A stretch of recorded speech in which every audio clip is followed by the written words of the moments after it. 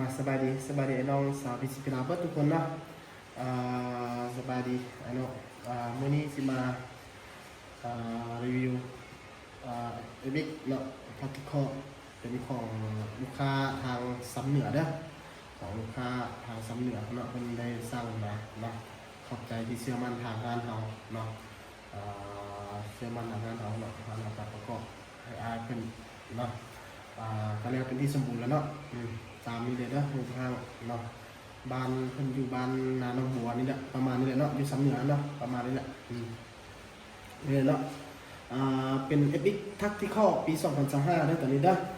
เพิ่นสร้างหางเป็นทางคาร์บอนวาล์วเป็นวาล์วฟริเกตตัวนี้เป็นวาล์วอัปเกรดให้พร้อมมาเด้อเนาะ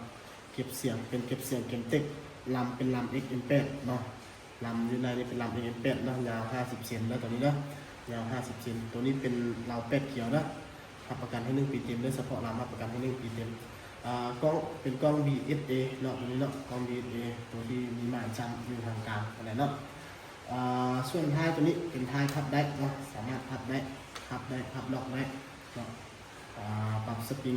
อยู่นี่เนาะปรับสปริงคอสปริงอย่างเราสามารถปรับได้อยู่นี่แต่ว่าสปริงนี้นะเนาะผู้ลูกค้าคนไหนที่ซื้อไปทำอิฐเนี่ยไม่จำเป็นต้องปรับขึ้นนะเพราะว่าเราแทกอะไรเนี่ยมาแล้วเนาะกะคิดไล่มาให้พอดีแล้วเนาะมีแต่เราใส่ไปได้โดนเติบเราประมาณ 3-4 เดือนเรารู้สึกว่ามันสปริงเขาอ่อนแล้วเนาะปืนเขาตกมาแล้วเราค่อยเข่งขึ้นได้นึงเราปรับขึ้นได้นึงเนาะปรับขึ้นได้นึงประมาณ1 นึงแล้วเนาะก็ถือว่าโอเคแล้วไม่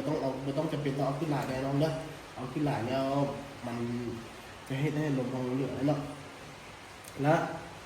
คอนตัวนี้เนาะทักติคอนี้ยังมีมือดึงอยู่เด้อทักติคอเด้อยังมีมือดึงอยู่แล้วก็สามารถล็อกไกได้เนาะไกเซฟตี้ตัวนี้เนาะสามารถล็อกได้นี่เนาะ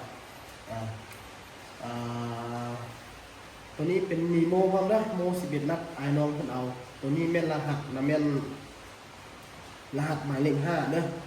ไอ้น้องสั่งเครื่องแล้วว่ารหัสหมายเลข5เนาะส่วนมารหัสแล้วก็เบอร์โทรพอสิเอาพิมพ์ขึ้นอยู่ทางหน้าจอโทรศัพท์เลยเนาะแล้วไอ้น้องสนใจกับแบบนี้เนาะองค์ประกอบแบบนี้มีแบบนี้เนาะ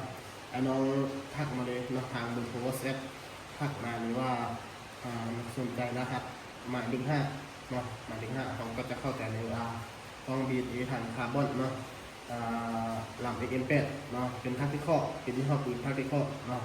ตามนั้นเลยเนาะมีเรื่องของอาเพิ่นอยู่ทางซ้ำเหนือเนาะซ้ำเหนือได้เด้อไอเข้ามาหัดออกเครื่องดูช่อง YouTube แล้วก็ฝากให้เครดิตส่งน้องเลยได้เด้อขอขอบใจ